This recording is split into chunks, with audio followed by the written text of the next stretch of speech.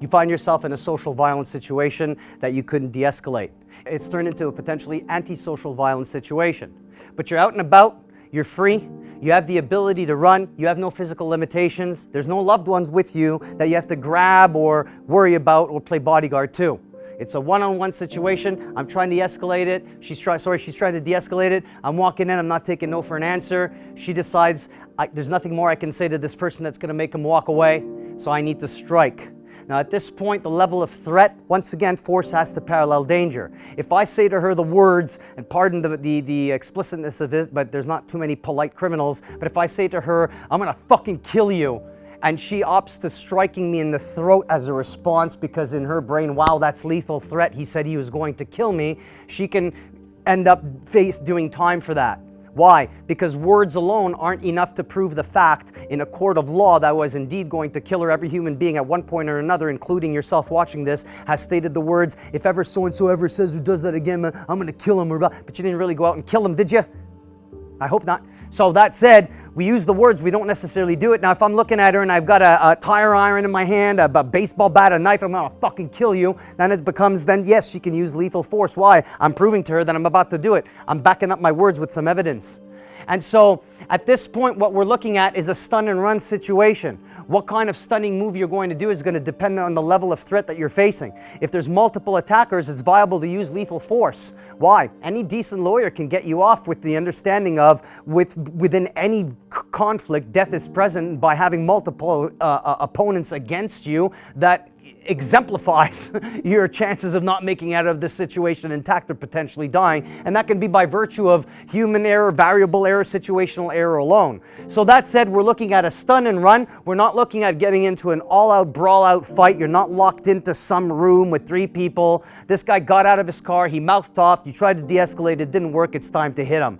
If you have the ability to go, and you can, we're looking at 3 potential methods depending on the level of threat. As we stated before, closest weapon, closest target. By virtue of establishing a non-violent posture and having her hands up, trying to de-escalate, it's a lot more believable as she once again has gone into sniper mode. I don't see she's in a fighting stance. Does she need to whip me in the face, where at this point her hands will transfer to pointing at herself and crack me, which is going to cause, at worst, do it, right? Boom, here, and then she runs like, what the hell, man? And then she takes off, and by the time I shake it off, she's got into her car, she's down a block and a half, which takes away my motivation. I'm not going to chase a grown woman in the middle of wherever. So 99% of the time, most people are going to let that go pissed off and walk away from it. And at the same time, you didn't cause any injury. So even if it's caught on a camera and somebody got you, it's not like this person's going to go after you with a civil lawsuit. Hey man, you broke my jaw. The worst of that strike here is if the person has a sensitive nose, they're going to bleed a little bit, and the inside of their lip bleeding from smashing into their teeth, which by 5 o'clock in the afternoon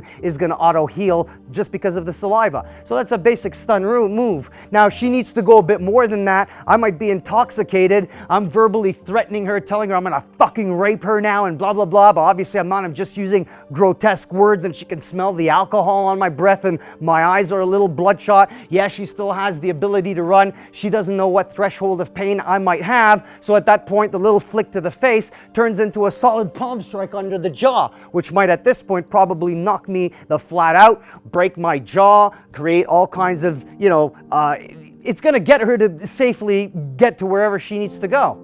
Now, if at this point I am saying I'm going to fucking kill you, bitch, and I pulled out a knife going, I'm going to cut you up, then she has every right to turn the palm strike into the throat strike, which again, by virtue of setting it up, you're bringing closest weapon, closest target. If you're going to use the back of the hand against the individual, you don't go from here because you're going to end up doing this. They're going to see you coming. So you go, hey man, I'm really sorry if I've done any, boom, now your hands are here, you can strike. You want to use the palm strikes, your hands are here, you buck, hey man, I'm really sorry, wham, your palm strike is right there. You want to strike the individual in the throat, Nike sign kind of deal. Now at this point, as you're talking, you lower your center of gravity with your hands, you set the person up with your hands, and they're not going to see it. Why? Because they're invested in the fact that they're going, you know what, I'm going to rip you up. I don't see her hands. I don't see the fact that she's setting up bladed web thumb strike to my throat here. And if she lands that once again, and I'm not expecting it, and I've had a knife, and that is lethal force application.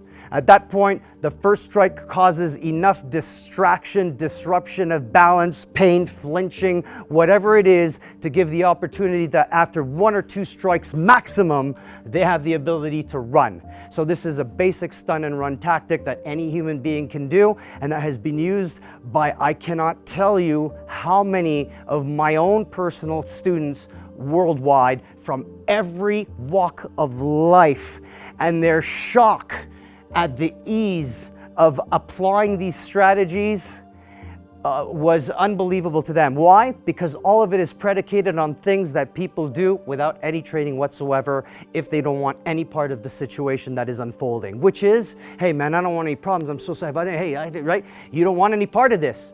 So an individual going, hey man, I'm really sorry, I don't want any trouble, I'm really sorry if I did it, right? That's exactly what the bad guy's expecting. They don't know what's coming out of that.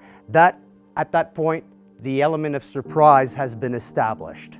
The most powerful asset an intended victim has against their intended perpetrator is the element of surprise. You lose that, you lose about 90% of the potential of your own survivability in this case, especially when it comes down to antisocial violence.